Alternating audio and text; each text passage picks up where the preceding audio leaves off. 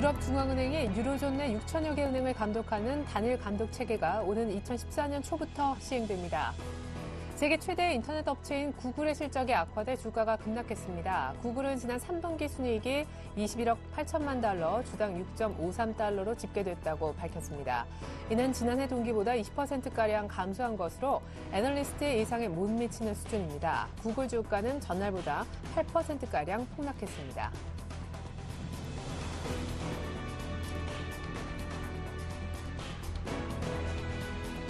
네, 유럽중앙은행이 유로존 내 6천여 개 은행을 감독하는 단일 감독 체계가 2014년 초부터 시행됩니다. 이후 정상들은 현지 시각으로 18일 벨기에 브뤼셀에서 열린 정상회의에서 유로존 은행연합 구축 일정에 합의한 것으로 알려졌습니다. 유로존 구제기금인 이제 ESM이 회원국을 거치지 않고 회원국 은행에 직접 구제금융을 지원할 수 있게 됩니다. 김중수 한은 총재는 경제 불확실성이 일상화되는 시기가 왔다고 말했습니다. 김 총재는 한은 본관에서 열린 금융협의회에서 이제 불확실성을 관리하는 것이 일상화된 관행이 됐으며 이것이 새 패러다임이라고 얘기했습니다. 부실 금융기관으로 지정된 토마토 이저축은행이 다음 주부터 영업을 재개합니다. 금융위는 오늘 오후 임시회의를 열고 토마토 이저축은행 영업 정지를 의결합니다. 금융위는 주말엔 가교저축은행으로 넘겨 다음 주 월요일 영업을 재개하도록 할 방침이라고 밝혔습니다. 안녕하십니까. 오늘장 내일장의 최예린입니다. 사흘 연속 반등하던 코스피의 반등세가 오늘 딱 멈춰서 사라졌습니다. 1940선대인데요. 외국인들이 IT와 차 중심으로 많이 판 것 같습니다. 그나마 좀 모멘텀이 되어주지 않을까 기대를 걸었던 EU 정상회담, 그 첫날 회의가 바로 지난밤에 있었죠. 스페인의 지원 문제 그리고 그리스에 대한 얘기는 아예 테이블 위에 올려지지 못했다고 하고요. 유럽중앙은행이 전해드린 바대로 유로존에 있는 모든 은행들을 감독하는 기구 역할은 하는데 합의를 봤지만 은행끼리 연합을 하는 뱅크 유니온 부분에 대해서는 독일의 반대로 이견이 좁혀지지 못했다고 합니다. 자, 아찔한 순간을 코스닥이 오늘 한 번 또 경험을 했다고 하는데 지금은 괜찮습니다. 코스피부터 흐름 체크해드립니다. 네, 외국인이 3거래일 만에 1,600억 이상 순매도합니다. 1941.83, 어제 대비 한 18포인트 조금 못되게 다시 한번 빠지는데요. 1960선 부근은 가기만 하면 좀 밀리는 것 같습니다. 그러나 언제부턴가 추신권의 매수는 작지만 계속 이어지고 있고 오늘도 기관이 한 1,000억 정도 순매수 들어와주고 있습니다. 이번엔 코스닥의 흐름 넘겨서 체크를 해보죠. 자, 전일 놀랍게도 900억 넘게 순매도가 기관에서 나왔었는데요. 오늘도 역시 기관의 매도는 계속됩니다만 외국인이 230억가량 순매수하면서 오늘 504선까지 밀렸던 코스닥을 상승으로 분위기 반전시켜주고 있습니다. 다행이죠. 사실상 이번 주 내내 밀렸던 코스닥인데요. 마지막 거래일에 그래도 소폭이지만 플러스를 보여줍니다. 이번에는 원달러 환율의 흐름을 좀 보죠. 사실상 지난주 후반부터 계속 원화 강세가 진행됐었던 외환시장, 오늘은 소폭 오르면서 무려 7거래일 만에 1원가량 상승하네요. 1,105원 30전 정도의 움직임입니다. 네, 아찔했었습니다. 500선이 위태위태했던 코스닥. 그러나 올라옵니다. 코스피는 오늘 상대적으로 좀 조용한 움직임인데요. 먼저 오늘장 내일장 일부에서 준비한 소식부터 보여드립니다. 자, 애널리스트에게 듣는다. 먼저 대신증권의 최재식 팀장을 만나보겠습니다. 계속되는 외국인들의 순매도, 이 배경과 전망 어디에서 찾을 수 있을까요? 3분기 실적 시즌의 중간 점검과 주목해볼 만한 업종까지 알아보겠습니다. 오인의 투자 전략, SBM의 김영진 대표님 만나서 단기 반등 이후 조정 보이는 코스피 바닥 확인하는 과정일까요? 종목별 흐름에 균열이 발생했습니다. 이유는 어디 있을지, 균열 시 매수 기회로 활용해도 좋을지 이 부분도 체크해 보겠습니다. 평택촌놈 정호영 대표께 현 시장 매수 타이밍은 언제쯤이 적절할지와 SK컴즈, 네오이즈게임즈 대응법도 짜보겠습니다. 주간 5% 공략주 삼화 콘덴서입니다. HMC 투자증권의 박지훈 과장의 설명 듣겠습니다. 끝으로 동양증권 영업부 권영문 차장과 함께 마감 전략 세워보겠습니다. 이후 정상회담이 개막했죠. 핵심 쟁점과 결과 감안한 투자 전략 세워보겠습니다. SBS 콘텐츠업으로 19%, DPC라는 종목으로 무려 14% 높은 수익을 내고 계신데요. 포트에 담긴 종목 AS도 꼼꼼하게 받아보겠습니다. 네, 먼저 대신증권으로 나갈게요. 최재식 팀장님 만나보겠습니다. 안녕하세요. 네, 안녕하십니까. 네, 코스피는 이번 주 중중반 계속 반등했으니까 오늘 좀 눌리는 것 같은데 외국인들이 사질 않네요. 네, 오늘은 상당히 매도폭이 많이 커지고 있는 양상에 있는데요. 전반적으로 뭐 9월 그 QE3 발표 이후에 외국인들은 거의 매도세에 서 있었고요. 오늘 들어서는 또 매도가 또 커지는 모습이 있습니다. 전체적으로 뭐 그 주변 우주라든지 뭐 일본 증시들은 뭐 상승 전환했는데 한국 증시는 좀 상대적으로 하락폭이 큰 게 나타나고 있습니다. 이번 주 사실 뭐 외국인들이 장 막판 이렇게 순매수 전환을 어제, 엊그제 이렇게 보였었지만 사실상 계속 사주지 않았다고 보는 것은 맞는 표현인 것 같습니다. 외국인들의 계속되는 순매도 배경은 어디에 있다고 보십니까? 네, 일단 뭐 9월 그 1일부터 이제 9월 23일 그때까지는 이제 거의 3조 원 이상을 한국 증시에서 샀습니다. 코스피를. 근데 그 24일부터 이제 최근까지는 오늘까지 포함하면 3, 4천억, 4, 5천억 정도 파는 경우가 되는데요. 단기간에 많이 산 이후에 다시 이제 파는 양상인데 아마 중앙은행 양적 완화의 효과를 너무 과도하게 기대했던 부분을 좀 정상화되는 부분이 아닌가 싶습니다. 그리고 부진한 모멘텀이 계속 이어지고 있는데 어닝 시즌도 마찬가지고 그리고 스페인 뭐 구제금 문제라든지 그리스 문제 부분이 계속 지연되고 있습니다. 그리고 유로존 정상회의에서 유로존 해법이 되고 있는 은행 동맹에 관련해서 각국의 첨예한 대립이 있는 양상이 예상되어 있고요. 그리고 다음 달 미국 대선 이후에 불거질 재정 절벽 우려와 함께 여전히 글로벌 경기 둔화 흐름의 연속선 상황이 있다는 걸 우려한다면 전반적으로 외국인들의 순매도는 좀 의미 있게 좀 봐야 되지 않나 싶습니다. 예, 그렇군요. 그러면 양적 완화 효과를 이만큼 기대했다가 좀 그거 아닌가 봐 해서 되돌리는 과정이라면은 외국인들이 그래도 급격하게 많이 팔진 않겠죠, 향후. 현재까지는 그래서 많이 안 팔았으면 많이 판 경우는 아닙니다. 현재까지가 그 24일부터 이제 뭐 주중반까지 계산을 해보니까 한 2,450억, 뭐 코스닥까지 하면 2,500억 정도 팔았는데 오늘까지 포함하시면 뭐 한 3,500억 정도 넘을 것 같습니다. 근데 뭐 상당 기간 흘렀지만 많이 판 건 아닌데 그 이후에 이제 불거지는 재정 절벽에 대한 논의에 대한 이제 정치권 불확실성이라든지 그리스 그리고 스페인 처리 문제 부분에서 문제가 발생 시에는 현재의 소폭의 그 수천억 매도세가 더 강화될 여지도 있습니다. 그래서 앞으로 예정되어 있는 글로벌 이벤트에 따라서 좀 좌우가 되지 않을까 싶습니다. 예, 그렇군요. 자, 그리고 남은 실적 시즌에 대한 전망과 대응법 여쭤보고 싶습니다. 오늘 또 IT하고 자동차가 외국인들의 매물 때문에 좀 많이 빠지는데요. 어떤 업종에 주목하면 좋을까요? 일단 뭐 전체적으로 이제 뭐 환율이 1,100원 선에 뭐 하향한다 뭐 우려감이 있어서 있었지만 뭐 환율이 주군약적 하락해가지고 원 강세가 기조를 잡힐 정도로 글로벌 경제라든지 금융시장이 안정이 되지 않아서 뭐 원화가 계속 강세를 보이기는 어렵다 생각이 들고요. 상대적으로 완성차보다는 실적이 나은 애들이 그 자동차 관련이지만 운송하고 있는 글로비스 그리고 현대글로비스입니다. 그리고 현대 이화 그리고 타이어주들이 자동차 관련해서는 실적이 전반적으로 좋습니다. 그래서 중기 모멘텀도 좋고요. 그래서 다음 주 현대 이화가 금요일날 이제 실적이 발표되는데 이들 종목은 그나마 좀 나은 축이 되지 않나 싶고요. 그렇다 하더라도 뭐 전반적인 시장 환경이 좀 이렇게 불안해지면 뭐 상승도 약간 제한될 여지는 있습니다. 또 상대적으로 낮다는 업종에서는 볼 수는 있겠습니다. 예. 그래요. 뭐 현대차, 기아차보다는 현대글로비스, 현대위아 그리고 타이어 관련 종목 정도가 이제 자동차 중에서는 조금 괜찮을 만한 기업들 실적 리스트다라는 얘기 들어봤습니다. 자, 마감 전략 부탁드리고 싶어요. 무엇보다 코스닥의 변동성이 이번 주 굉장히 심해지지 않았습니까? 오늘 500선을 깨는가 했었는데 그래도 그럭저럭 장중 지지는 받고 올라오는데 중소형주냐 대형주냐 사이에서 어느 쪽이신지 궁금합니다. 마감 전략 부탁드릴게요. 네.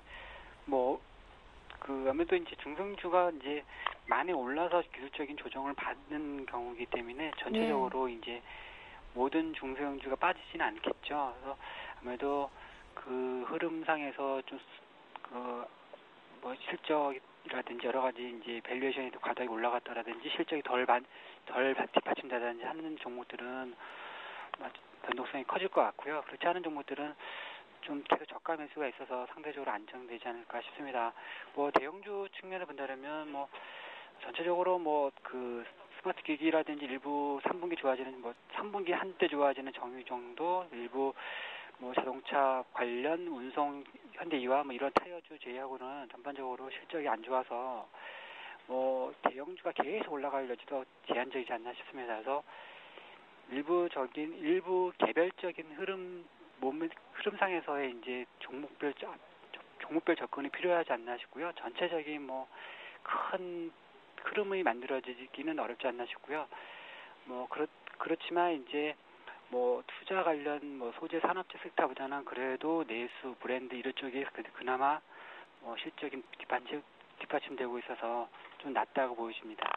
예, 그렇군요. 그러면 전반적으로는 지금 화면 보니까 40% 정도는 현금을 들고 있고 단기 트레이딩 정도만 하자. 그 이제 대상은 실적 호전주인가 봐요. 네, 뭐 최근에 계속 지난주부터 해서 40% 얘기하면서 그 정도로 준비해놓고 이제 뭐 좀 저가 매수할 수 있는 부분, 저가 매수해서 단기 매매하는 정도로 흐름이 정도로 예상하고 있는데 그 이유는 외국인들의 매도세가 좀 강화되고 있는 부분과 함께 예상되었던 뭐 스페인의 국제금융 지지 부진한 문제 이런 고려해서 뭐 상승이 뭐 좀 기술적 반등 정도에 그칠 가능성이 커서 단기 트레이딩 정도로 한정하자 이렇게 전략을 세우고 있습니다. 네, 감사합니다. 이렇게 해서 일단 40% 정도는 현금, 나머지는 트레이딩 정도, 대상은 실적 호전주, 대신증권 최재식 팀장님 전략까지 들어봤습니다. 말씀 감사합니다. 네, 감사합니다.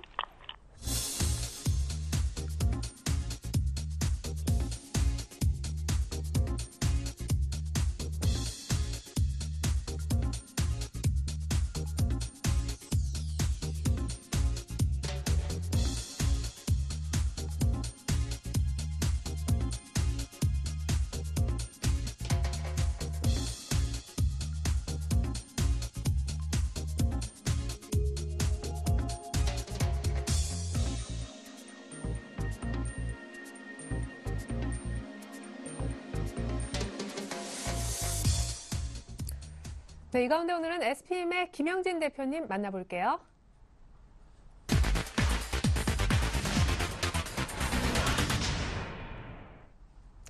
네, 대표님 안녕하세요. 네, 안녕하십니까. 네, 61선 지지받고 쭉 올라가다가는 약간 조정받는 모습인데 전체적으로는 그래도 이렇게 하다가 좀 더 올라갈 수 있겠다 싶긴 하네요. 네, 3일 반등 이후에 오늘 조정을 진입한 모습이고 1930포인트대에서 어느 정도 지지를 구축하고 있는 그런 모양이 나타나고 있다 이렇게 봐야 될 것 같습니다. 이 쉽게 생각할 수 있는 반등은 이제 지나갔다 이렇게 봐야 될 테고요. 1960포인트의 저항을 이제 확인했다는 점에서 전체 시장을 좀 봐야 될 테고요. 글로벌 시장의 흐름도 뭐 정도의 차이는 있어도 비슷한 흐름이 나타나고 있다 이렇게 봐야 되겠습니다.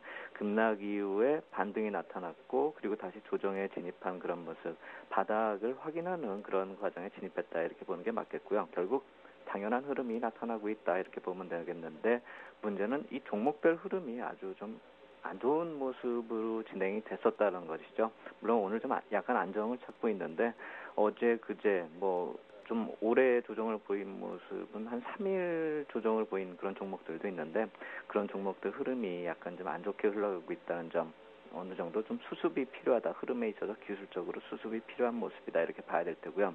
지지선을 꼽아 본다라고 한다면 지금 60일 이동평균선이 가장 많이 거론이 되고 있죠. 1933포인트에 위치하고 있고요. 그것 이후에 좀 본다라고 한다면 전 저점이 한 1920포인트에 위치하였기 때문에 이 전 저점만 깨지 않는다 해도 큰 문제가 없을 것 같습니다. 60일 이동평균선에 의미를 부여한다라기보다는 전 저점 쪽에다 더 의미를 부여하고 싶어 보인다 이렇게 말씀을 드리겠고요. 조금 더 아래쪽을 본다면 이제 9월 7일 발생된 갭을 메운다라고 놓고 봐도 1890포인트 정도, 그리고 지금 하락이 한 N자형으로 만약에 진행이 된다 이렇게 본다면 약간 좀 깊게 볼 수 있습니다. 1860포인트 볼 수가 있겠는데 제가 생각했을 때는 가장 가능성이 높은 그 바닥 확인 조정 지수대를 7월의 저점 1758포인트였고요. 이제 9월의 고점이 2012포인트였기 때문에 그 상승폭이 한 38% 조정 지수 레벨 구하면은 1916포인트입니다. 결국 전 저점 지수 대 1920포인트 이 정도가 좀 지지선으로 작용이 되지 않을까라는 생각이 되고요.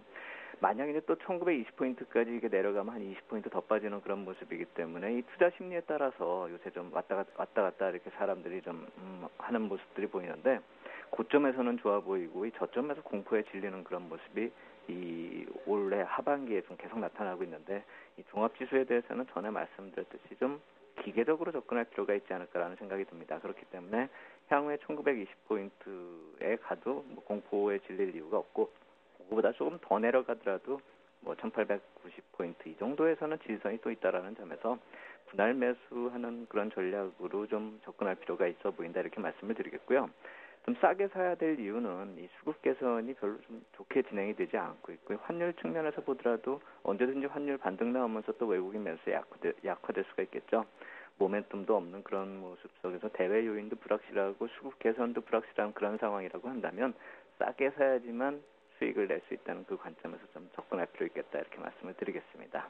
네. 지난주에 냉정히 얘기해서 지수보다는 종목이다. 움직이는 종목이 변함없이 움직인다라고 얘기를 해주셨는데 그 움직이던 종목에 좀 변화가 생긴 것 같습니다. 이거 전략을 새로 짜야 되나? 뭐 나름 이제 고점에 소위 물리신 분들도 많아졌어요. 그렇죠. 최근에 나타났었던 코스닥의 충격만큼이나 거래소 신고가 종목들도 조정을 많이 받았습니다. 이 대형주하고 주가 차별화에 후유증이 나타났었다. 뭐 이 정도로 보시면 될 것 같은데, 대형주하고 이 주가 차별화가 진행된 이후에 대형주 쪽으로 다시 매수세가 진행이 됐기 때문에 중소형주나 거래소 신고가 종목들도 조정을 받았다. 이렇게 보시면 될 테고요. 결국 산업재 쪽 섹터가 이번에 좀 강하게 나갔었던 그런 모습이 좀 인상적이었고 IT 쪽에서는 LG그룹주 정도를 꼽을 수가 있을 것 같고요. 그러한 모습이 나타났었던 것이 보통 반등 장세에서 그런 그동안에 소외됐었던 종목들이 반등을 이끄는 그런 모습이 나타나는 그런 모습이었죠. 결국 그동안에 시장을 끌고 왔었던 종목들이 무너져 버리는 데 있어서는 소외됐었던 종목들이 반등을 이끌었기 때문이다. 이렇게 보면 될 테고요. 산업재 내 쪽에서도 이 화학이나 정유나 조선이나 건설 쪽으로 이 한 사이클이 순환이 되면서 전체적으로 조정이 나타나고 있는 게 오늘이다. 이렇게 보시면 되겠습니다. 전체적인 순환매가 나타나면 개별 종목들은 단기적으로 충격을 받을 수밖에 없고 그런 측면에서 이제 상승 흐름의 균열이 나타났다. 이렇게 보겠는데 종목별로 접근하는 경우라고 한다면 이제 그동안의 신고가 부류나 중소형주에 좀 적극적으로 대응하던 투자 전략을 이제는 약간 좀 바꿀 필요가 있어 보인다 이렇게 말씀을 드리겠습니다. 이건 아마도 지난주에도 말씀을 드렸을 텐데 포트폴리오 비중에서 20%에서 한 10% 정도로 조정을 감소를 시켰고 비중을 감소를 시켰고 그 당시에도 말씀을 드렸던 게 신고가 부류의 종목들이 추가적인 상승을 보이기에는 계속 좀 이익 실현을 할 필요가 있고 조정을 보인 신고가 부류의 종목으로 들어가자 이 말씀을 드렸었는데 이번 주에는 그런 모습 이후에 조정이 좀 강하게 나타났다 이렇게 이해하시면 될 것 같습니다. 고점 형성 이후에 한 5%에 20% 정도, 그러니까 적게 받는 경우가 5%, 많이 받은 경우가 한 20% 정도의 조정을 받았다 이렇게 보이고 있는데 이런 조정을 보인 종목의 되반등 시세가 항상 나타나기 때문에 그런 시세에 접근할 필요가 있다 이렇게 생각이 들고요. 저렇게 한번 생각을 해볼 필요 있어 보입니다. 이 10월 들어서 코스피 종합지수가 양봉이 단 한 개도 없는 그런 모습이 진행 중입니다. 결국 이게 뭘 뜻하냐면 매수세가 취약하다. 이 점을 그대로 일맥상통하는 그런 뜻이다 이렇게 보시면 될 테고 우리 시장 내부적으로 모멘텀도 없다 이렇게 보시는 게 맞는 거죠. 이 말씀을 왜 드리냐면은 종목별로 접근할 때 장중에 고점에서 접근하면 그 당일날에도 손실이 발생이 될 수 있는 그런 시장의 모습이라는 것이죠. 결국 모두 다 음봉 10월에는 발생이 됐다는 점, 이 점을 꼭 한번 좀 리마인드할 필요가 있어 보이고요. 이 종목별로 놓고 봤을 때는 바닥 확인 과정이 어떻게 진행되는가 이거에 따라서 시장의 흐름이 좀 크게 바뀔 수가 있는 그런 상황이기 때문에 전체적인 이 지수가 바닥 확인 과정이 진행되는 그 타이밍에서는 전체적으로 종목에 있어서도 좀 보수적으로 접근할 필요가 있겠다 이렇게 말씀을 드리겠습니다. 예. 자, 그러면 소외된 산업재의 그 반등, 오늘은 벌써 좀 이렇게 주춤하고 개별주도 좀 빠졌다가 약간 올라오는 움직임인데 전체적인 그 틀은 변하지 않고 비중만 약간 조절하실 겁니까? 포트에 그렇게, 있는 업종, 예. 예, 그렇게 하는 게 맞겠죠. 왜냐하면은 이 IT나 화학산업재 쪽은 인덱스 투자의 개념으로 보셔야 되기 때문에 전체 지수대에 따라서 비중을 한 15%에서 20% 정도 왔다 갔다 한다 이렇게 생각을 하시면 될 테고요. 제가 예전에도 말씀드렸던 그 포트폴리오 비중은 IT나 산업재는 15%에서 20% 정도씩을 왔다 갔다 하는 그런 모습. 결국 이번에 1960포인트대가 저항으로 작용이 될 가능성이 컸었기 때문에 그쪽에서는 좀 비중을 줄이자 이렇게 말씀을 드렸었던 것이었고요. 그래서 지난주에 20%씩 있었던 거가 이번 주엔 좀 15%씩 낮아졌다 이렇게 생각이 되고 이번에 한 1930포인트대 이하, 1920, 30포인트대에서는 저 IT와 산업재를 20%씩 늘리는 게 맞다라고 생각이 됩니다. 그리고 지금 기타라고 방금 전에 표현이 됐었던 것이 예전에 신고가 부류라고 이렇게 했었던 그 종목을 이제 기타라고 표현을 한 것입니다. 신고가 내지 못하고 이제 다 무너졌기 때문에요. 결국 그런 부류의 종목들을 이제 조정 이후에 분할 매수를 좀 생각을 해봐야 될 텐데 결국 한번 이것을 종목별로 한번 생각을 해본다면 제가 계속 말씀을 드렸었던 게 뭐 대상 같은 종목이 이제 3일 급락이 나타나면서 불과 3일 동안에 27,000원대에서 저점이 한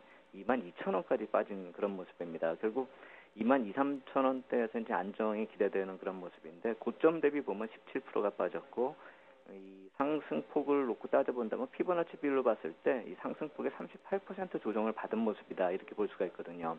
그렇다면 22,000~23,000원대에서는 좀 안정을 보일 수가 있다 이 관점에서 놓고 봐야 될 테고 다른 종목들도 한번 예를 든다라고 한다면 S1 같은 경우는 좀 적게 조정을 받은 그런 경우다 이렇게 볼 수가 있습니다. 71,700원까지 갔다가 한 66,300원까지 조정을 보인 모습이죠. 고점 대비 한 5%고 피보나치 비율 아까 말씀드린 그런 상승폭에 비하면은 24% 정도 조정을 보인 모습이다 이렇게 볼 수가 있는 것이죠. 결국 어떻게 접근을 하느냐에 따라서 어떻게 접근을 하느냐 이것은 고점 대비 몇 프로가 내렸는가 이거하고 또 상승폭에 얼마큼을 조정을 받았는가 이 수치를 좀 병행해서 종목별로 접근할 필요가 있겠다 이렇게 말씀을 드리겠고요.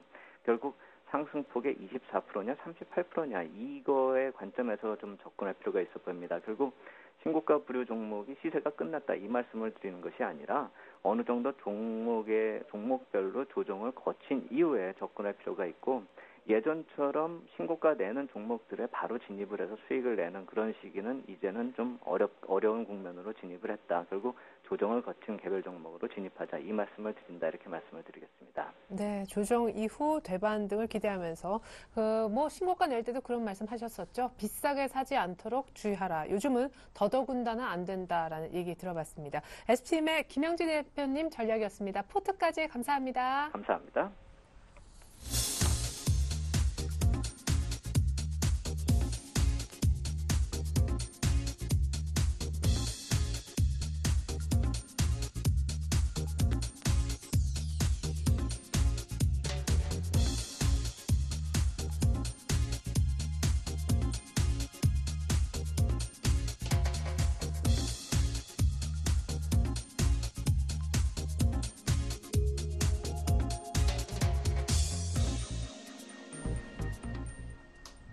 네, 계속해서 평택촌놈 정호영 대표님 만나보도록 하겠습니다.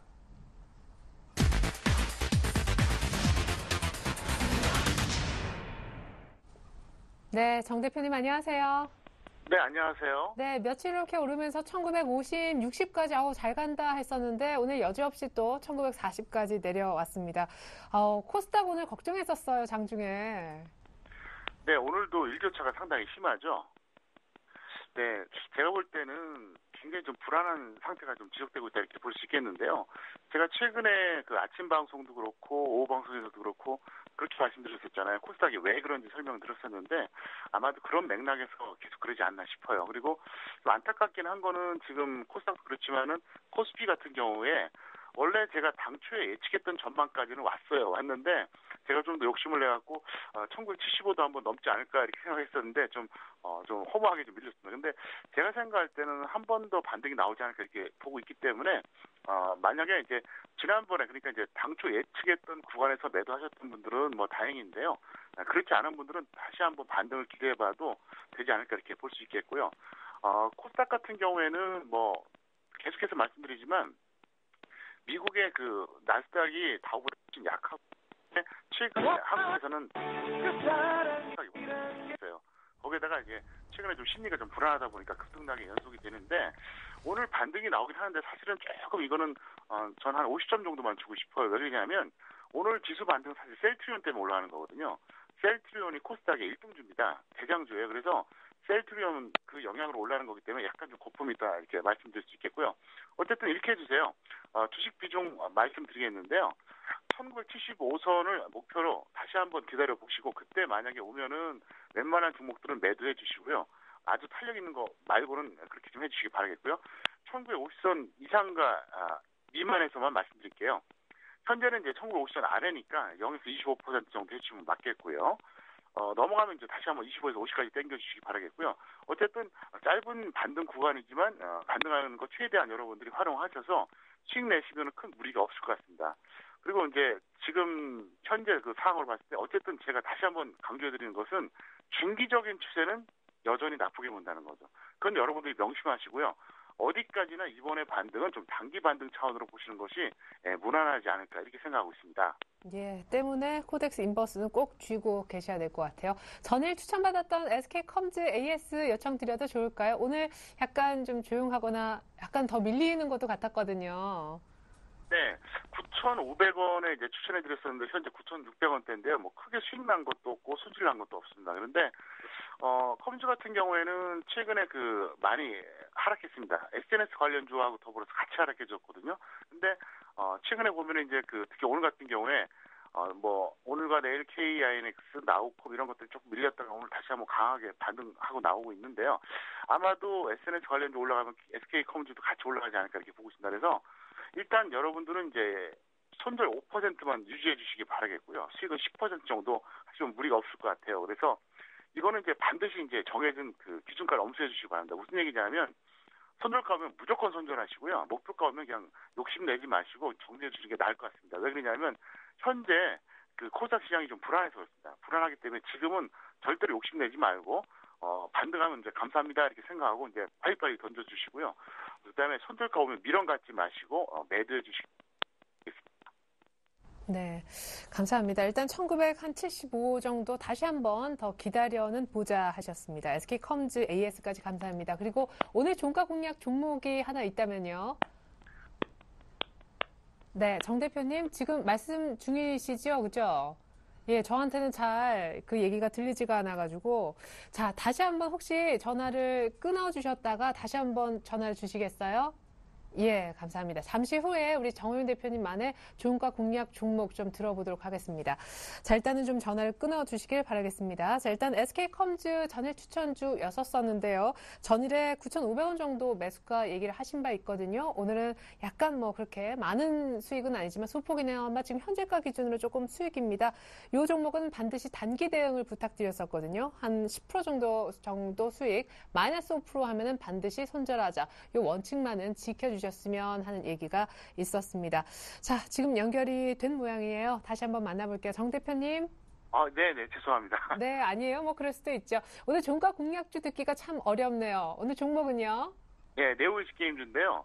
26,000원에서 27,000원 사이에 매수해 주시기 바라겠고요. 추천한 이유가 뭐냐면 오늘 코스닥 지수가 급락했을 때도 이거는 안 빠졌어요. 그래서 굉장히 강한 종목이기 때문에 일단 가볍게 26,000원에서 27,000원 사이에 대응해 주시기 바라겠고요.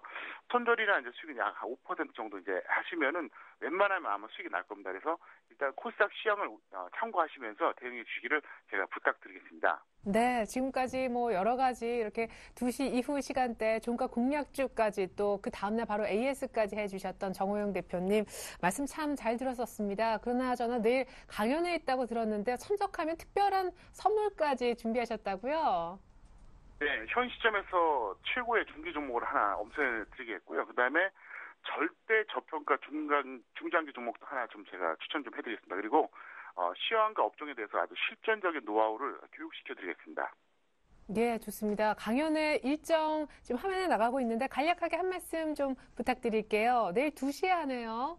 네, 2시부터 이제 4시까지 딱 2시간 하는데요. 어쨌든 오신 분들은 잘 왔다 생각이 들 정도로 제가 좋은 내용으로 꾸며드리겠고요. 시간 내셔서 꼭 오시면 아마 좋은 시간이 될 거라고 좀 생각하고 있습니다. 네, 코스피 중기 추세는 그다지 밝게 보시지 않지만 중장기로 갖고 있었을 때 수익이 좀 많이 날 수 있는 종목 딱 하나 엄선해서 공개하신다고 하니까 시간 나시는 분들은 들러보시면 좋을 것 같습니다. 평택촌놈 정호영 대표님과 그동안 함께 했었습니다. 말씀 감사합니다. 네, 감사합니다.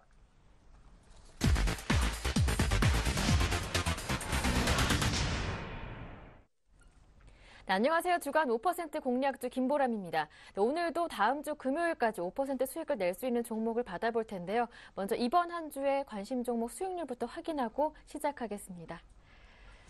네, 이번 한 주 흔들린 코스닥시장 영향을 좀 받았습니다. 박현상 대리 이라이콤이 0.9% 손실, 하지만 이정복 대표 에코프로는 1% 넘는 수익입니다. 전준우 팀장이 인포피아는 손절가 터치했고요. 그 아래 레이젠과 오로라도 1% 넘는 손실입니다. 네, 이 가운데 오늘은 HMC투자증권 박지훈 과장님과 함께하겠습니다. 안녕하세요. 네, 안녕하세요. 네, 오로라 참 아쉽습니다. 이번 주 수요일까지는 수익을 내다가 이틀 만에 하락이 좀 나왔는데 AS 어떻게 수정해 볼까요? 네, 기본적으로는 아마 급등을 하셨을 때 아마 매도를 혹시 매수하신 분들이라면 충분히 매도에 가담하지 않았을까라는 좀 걱정 반 좀 그렇게 생각이 드는데, 일단 기본적으로는 상당히 변동성이 확대가 됐던 한 이틀간의 코스닥 시장이었기 때문에 충분히 일단 매도를 하는 것이 일단 바람직하다라고 판단되고요. 지금 현재 국면에서는 이제 전반적으로 이제 11선에서의 어떤 반등 국면이 나오고 있는 부분이지만 아직 그 5일선은 좀 꺾였던 부분이 있겠죠. 그래서 아직까지 뭐 의미 있는 수급들이 더 유입되거나 그런 상황은 아니기 때문에 결국 컨텐츠 쪽에서의 어떤 흐름들이 다시 또 강하게 치고 올라왔을 때는 오로라도 같이 반등하는 그런 모습 나오겠지만, 일단 기본적으로 오로라에 대한 바로미터 종목이라고 우리 굳이 꼽는다라면 예림당이 나올 수 있겠죠. 예림당이 오늘 거의 한 5% 이상, 5% 정도 상승에 성공하고 있는 모습이기 때문에 일단 예림당을 통해서 우리가 좀 종목을 판단해 볼 수 있는데, 일단은 이 실을 하신 분들은 좀 관찰하시면 될 것 같고요. 일단은 그 다음에 아직까지 홀딩하고 계신 분들이라면 일단 11선까지, 그 다음에 5일선에서 다시 한번 윗 방향으로 상승할 수 있는 여지를 한번 기대를 해봐도 되지 않겠나. 하지만 탄력이 아직까지는 1등이지 못하기 때문에 2, 3등 정도 되기 때문에 예림당을 통해서 종목을 향후 방향을 잡을 수밖에 없지 않겠나 생각하고 있습니다.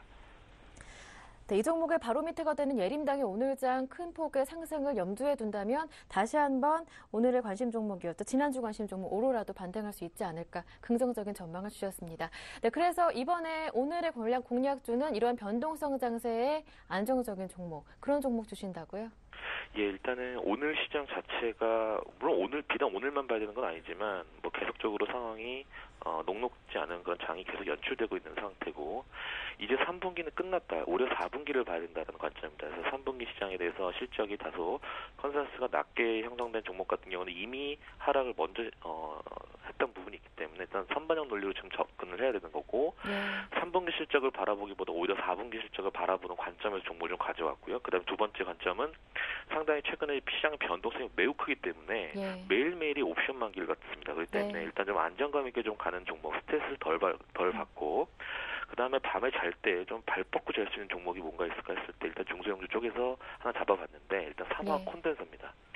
일단 삼화 콘덴서 일단 매수가 목표가 한번 적당히 한번 말씀드리면, 일단 기본적으로 삼화 콘덴서 자체는 현재 매수가는 종가를 한번 보자라는 관점이고요. 현재 거래는 한 6,230원 정도 거래가 되고 있고, 목표 1차 7,000원 라인 때 보고 있고요. 2,000원, 8,000원까지 보고 있어요. 손절 라인 한 5,900원까지 보고 있는 상태인데, 일단은 이건 이렇게 이해하시면 될 것 같아요. 가장 중요한 내용을 좀 살펴보면, 지금 필름 컨덴서입니다. 필름 컨덴서가 이제 3분기부터 지금 기수주분의 매출 반영이 될 거로 보여지고, 그다음에 전력 수요에 따른 발주 증가로 일단 매출은 증가된다. 그러면 어느 정도냐면 3분기가 100억 정도 나오고 있거든요.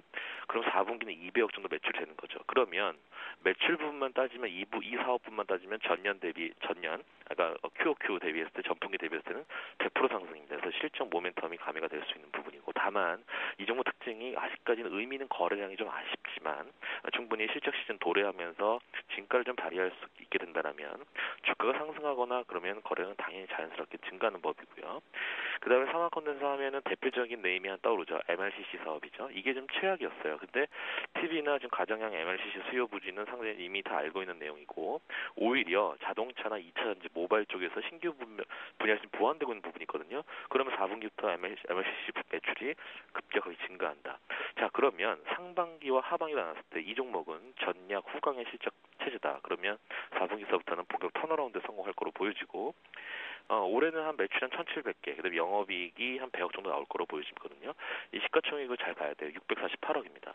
근데 내년이 어느 정도 나오냐면 매출이 2,000개 나오고 지금 영업이익이 한 180개 정도 나올 거로 보여져요. 그러면 퍼가 몇 배냐면 4배입니다. 상당히 저렴한 가격에 좀 거래가 되고 있는 모습이겠죠. 그래서 상당히 좀 아직까지 진가를 발휘하고 이제 못하는 부분도 있고 MLCC 상반기 사업이 좀 안 좋았던 부분이기 때문에 상당히 주가가 많이 내려와 있는 부분이죠. 하지만 지금 정도면 계단식 상승도 한번 예상해볼 수도 있지 않겠냐. 물론 일주일을 바라보는 종목이긴 하지만 저는 좀 중기적으로 한번 걸맞는 종목이 아닌가 생각하고 일단 종목을 한번 이렇게 말씀드려보겠습니다.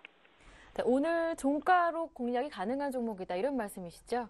네, 그렇습니다. 예, 알겠습니다. 목표 가격은 7,000원, 8,000원 말씀해 주셨었고요. 손절 가격은 5,900원이라고 말씀해 주셨었죠. 다시 한번 정리해 드리겠습니다. 산화 콘덴서 오늘 종가 공략 가능하고요. 1차가 7,000원, 2차는 8,000원, 손절 가격은 5,900원이었습니다. 말씀 잘 들었습니다. 고맙습니다. 네, 감사합니다. 네, 지금까지 주간 5% 공략주 김보람이었습니다.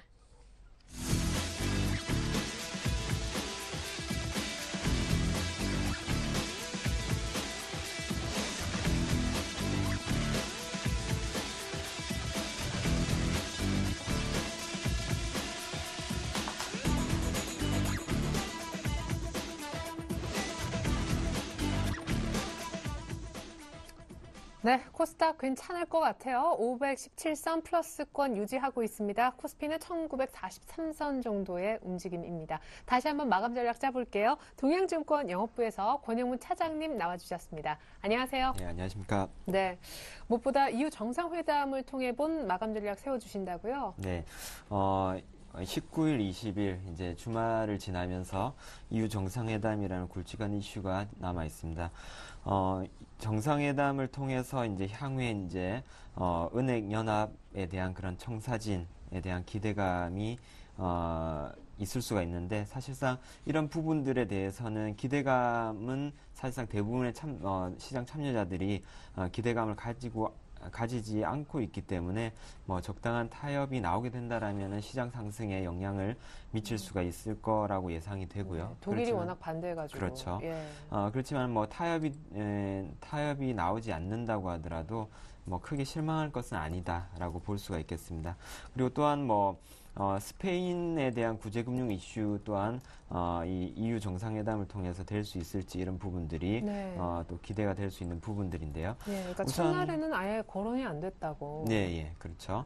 그래서 우선 뭐 은행 연합에 대해서 찬성하는 쪽 그리고 22 민간은행에 대한 은행 연합에 대해서 찬성하는 거는 전체적으로 공감대가 형성이 되어 있는 상황이지만은 그 22의 민간은행 감독 기능 부여라든지 그리고 참여은행에 대해서는 이견이 엇갈리는 그런 상황입니다. 일례로 뭐 그 22 자금 같은 경우에는 그 은행 감독 기구가 정상적으로 출범한 이후에 출금을 하자라는 게 독일의 입장이고요. 그렇지만은 스페인의 재정 주권이 침해가 되지 않는 쪽으로 그리고 동일이 반대하지 않는다라면은 그 스페인의 신용 한도 개설 가능성 이런 부분들도 좀 기대해 볼 수 있는 국면이기 때문에 네. 뭐 특히나 이제 주말에 있을 EU 정상회담에 대한 부분이 어떤 쪽으로 가닥을 잡는지 여부가 향후의 시장 방향에 좀 영향을 크게 미칠 수 있겠다라고 볼 수가 있겠습니다.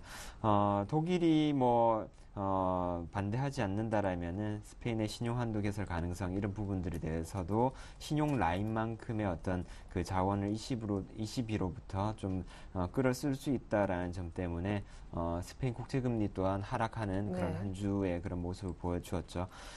그렇기 때문에 전략을 한번 짜본다라면 이러한 부분들 정황을 놓고 볼 때 스페인의 문제 해결책에 대한 그런 제시 가능성도 배제할 수는 없기 때문에 주말을 앞두고 주말 이후 정상회담을 앞두고 매수와 그리고 홀딩 전략을 제시해 드리겠습니다.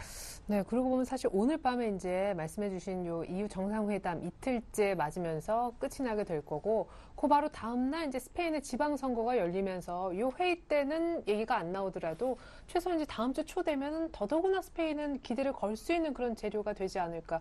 만약에 매수 내지는 홀딩 한다면은 신규 매수로 들어갈 수 있는 종목은 어떤 게 있을까? 앞서서는 뭐 신고가 나는 종목들 여전히 잘 보면 조정할 때 싹 들어가면 좀 다시 그 되반등 때 수익을 볼 수 있다는 전략도 있었고요. 네, 이번 주 특히할 만한 점 중에 하나가 주 초부터 해서 코스닥 지수가 상당 부분 많이 빠졌었는데요. 네. 여태 동안 사실상 거래소 코스피보다도 아웃퍼폼했었던 코스닥 지수가 이번 주 초에 빠진 부분들에서 여태까지 어떤 시장 상황과는 좀 다르게 전개될 가능성을 좀 내포하고 있지 않느냐라고 조심스럽게 예상해 볼 수가 있겠는데요. 네. 코스닥 지수 같은 경우에 특히나 이제 좀 의미 있는 가격대에서 빠졌다라는 점에서 향후의 흐름 또한 그렇게 예측을 해볼 수가 있을 것 같습니다. 코스닥 주봉을 한번 보게 된다라면요. 이번 주 한 5% 지금 빠지는. 그렇죠. 네. 예, 3년 동안 지속해 왔었던 박스권 상단 부근에서 절묘하게 그 하락하는 한 주였습니다. 네. 그래서 여태까지 어떤 상승 흐름에 좀 찬물을 끼얹는 그런 모습들을 보여주고 있는데요. 상대적으로 코스피 지수 같은 경우에는 코스닥 지수와는 다르게 여태 동안 좀 둔하게 움직였었죠. 그래서 그런 부분들이 향후에도 좀 이어질 가능성이 있지 않겠느냐. 그렇다라면은 종목을 선택하는 데 있어서도 시가총액 대형주 위주로 좀 더 집중하는 모습이 효율적이지 않겠느냐라고 예상을 해볼 수가 있겠습니다. 네, 중소형주 예전 같지 않은 것 같다라고 하셨는데 아마 체감을 하실 거예요. 그러면은 대형주 중에 어떤 거, 이거는 꼭 신규 매수가 아니라도 갖고 계신 분들에게 이제 희망의 목소리가 될 수 있거든요. 어제 사실 조금 뭐 산업재 종목들이 가긴 했었는데요. 네, 사실상 뭐 여태까지 어떤 그 시장에 관심을 많이 받았었던 그리고 상당히 고평가로 되었었던 부분들 중에 하나가 이제 실적 개선을 동반하면서 그에 대한 근간의 이유가 특히나 이제 스마트폰이라는 그런 이슈로 인해서 그 삼성전자를 비롯해서 그 부품업체들, 스마트폰에 들어가는 부품업체들, 특히나 애플에 들어가는 부품업체들, LG 디스플레이를 비롯해서 그 이하의 종목들에 대한 시장의 집중과 기대가 많이 있었는데요. 사실상 지금의 국면을 본다라면은 그런 부분들이 가격적으로 많이 반영이 된 거라고 판단을 할 수 있는 자리인 것 같습니다. 지금부터는 어떻게 본다라면은 여태까지 좋지 못했었던 종목들 중에 그러한 이유들이 하나씩 해소가 되고 있는 종목들이 주가 상승률에 있어서는 좀 더 탄력을 보이지 않을까라는 거를 예상을 해볼 수가 있겠습니다. 그러한 대표적인 종목이 이제 또한 LG전자라고 저는 생각을 하고 있고요. 그리고 이번 주에 들어서도 LG전자의 어떤 반등의 모습도 상당히 좀 의미가 있는 것으로 판단을 하고 있습니다. 예, 좋습니다. 콕 집어 또 LG전자 얘기를 해주셨는데 아마 LG그룹 IT 중형주들이 최근에 좋다 하는 것은 어디서 들어서도 아실 겁니다. LG전자를 이미 보유하고 계시는데요. 기존 포트그램 한번 열어볼게요. 자, LG전자 외에도 우리 권영무 차장님이 갖고 있는 종목은요. SBS 콘텐츠허브와 DPC라는 종목이 있습니다. 관심 조금 더 있으시다면 DPC 어떤 기업인지 아실 겁니다. 최근에 아주 흐름이 괜찮은 종목이죠. 자, LG전자로 오늘 낮 12시 부근 수익률 집계해보니까 한 7% 정도에 지난주가 거의 바닥 찍고 올라오는 모양이에요. SBS 콘텐츠허브 DPC가 좀 잘 가다가 요 며칠 새 약간 조정, 하지만 오늘은 둘 다 반등을 보여주고 있습니다. 지난주보다 훨씬 나아진 건 역시 LG전자군요. 네. LG전자 최근 들어서 시장 하락과 함께 같이 빠졌었던 종목인데요. 이제 곧 실적 발표를 앞두고 있습니다. 사실상 이 회사가 가전 부문 그리고 핸드폰, 핸드셋 부문 쪽에서의 어떤 그런 부분들이 주로 이 회사의 매출을 구성을 하고 있는데요. 네. 기존에 이제 그 피처폰 같은 경우에는 사실상 피처폰에서 스마트폰으로 넘어가는 동안에 그 LG전자가 잘 대응하지 못함으로 인해 가지고 그 핸드폰 부문에 있어서 적자가 이어졌었는데요. 최근 들어서 뭐 인사 이동이라든지 그다음에 스마트폰 사업 부문 강화로 인해 가지고 거기에 대한 기대감 때문에 사실상 7월 말부터 해서 9월 중순 정도까지는 주가가 반등하는 그런 모습을 보여줬었는데 시장 하락과 함께 같이 좀 빠졌었죠. 그런데 이제 곧 실적 발표를 앞두고 있다는 말씀을 좀 전에 드렸다시피 네.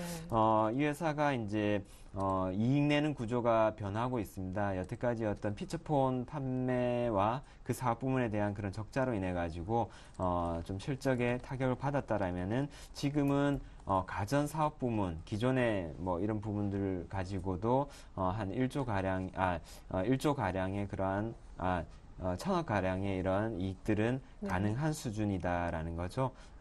1조 가량의 이익은 가능하다라는 부분이죠. 그래서 향후에 이제 스마트폰 부문이 터닝 어라운드가 된다라면 거기에서 이익 부문이 더 붙여졌을 때 이 회사 주가가 한 단계 더 리레이팅이 되는 그런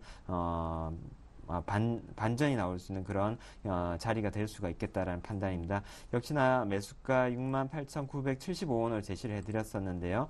홀딩 전략 제시를 해드리고 목표가 78,700원, 손절가 67,000원만 유념하셔서 대응하시면은 좋은 결과 있으리라고 판단이 됩니다. LG전자 지금 좀 늦은 감을 갖고서라도 들어갈 수 있는지. 네, 지금 실적 발표 앞두고 있기 때문에 물론 저점 대비해서 상당 부분 올랐습니다. 우리가 매수한 68,975원에서도 상당 부분 올라와 있는 모습인데요. 지금 구간에서도 실적 발표에 대한 기대감 그리고 더 나빠질 것은 없다라고 네. 판단을 하고 있기 때문에 먹을 수 있는 구간들은 나올 것이라고 예상이 됩니다. 네, 크지 않아도 지금이라도 들어가도 수익은 가능하다. LG전자 신규 매수 여부까지 여쭤봤습니다. 이어서 SBS 콘텐츠허브와 DPC 묶어서 AS 들어볼게요. 네, 앞서 말씀드렸다시피 이번 주 초부터 해서 코스닥 지수 상당 부분 조정을 보였었는데요. 마찬가지로 SBS 콘텐츠허브 그리고 DPC 또한 조정을 고점 대비해서 상당 부분 받았습니다. 특별한 뭐 개별적인 그런 악재가 흘러나온 것은 아니기 때문에 네. 역시나 매수 그리고 홀딩 전략 유효하고요. 콘텐츠허브 같은 경우에는 목표가 17,850원을 앞두고 아쉽게도 좀 빠졌었는데 역시나 목표가까지 홀딩 전략 제시를 해드리겠고요. DPC 같은 경우에도 목표가 3,385원으로 이제 수익 극대화 전략 제시해드리겠습니다. 네, 좋습니다. 기존 목표가까지 계속 홀딩하면 되겠다. SBS 콘텐츠허브와 DPC에 관한 AS 내용이었습니다. 자, LG전자에 오늘 좀 힘을 실어주신 듯한데요. 완성된 포트폴리오 다시 한번 보여드립니다. 네, 오늘 신규 추천주는 없었습니다만 LG전자는 지금도 매수가 가능하다라고 했습니다. 40% 정도 이미 물량을 확보하고 계신 권영문 차장님, 그 밖에 DPC와 SBS 콘텐츠허브도 홀딩하신 상황이죠. 자, 종목의 변화도 없습니다. 가격의 변화도 없습니다. 다만 사실상 돌아보니 지난주가 LG전자 다시 한번 들어갈 수 있는 좋은 기회였던 것 같아요. 일주일 동안 많이 올랐습니다. 수익 7%대 회복을 시켰고 목표가 78,000원, 8만원 보고 계십니다. 실적 시즌 때 더 강할 것이다. LG전자는 지금 신규 매수 영역도 역시 볼 수 있다. 이런 분석이 있었죠. 나머지 두 종목은 모두 홀딩하시면 되겠습니다. 네, 지금까지 동양증권 영업부 권영문 차장님과 함께했습니다. 도움 말씀 감사합니다. 네, 감사합니다. 네, 이번 주 토요일입니다. 바로 내일이죠. 2시에 샘플러스 남은우 원장님의 강연회가 있습니다. 급등이 기대되는 소형주 삼선도 공개해 주신다고 하니까 관심 있는 분들은 꼭 한번 들러보시면 좋겠습니다. 전 잠시 후 종가 들고 오늘자 내일자 2부로 다시 올게요. 감사합니다.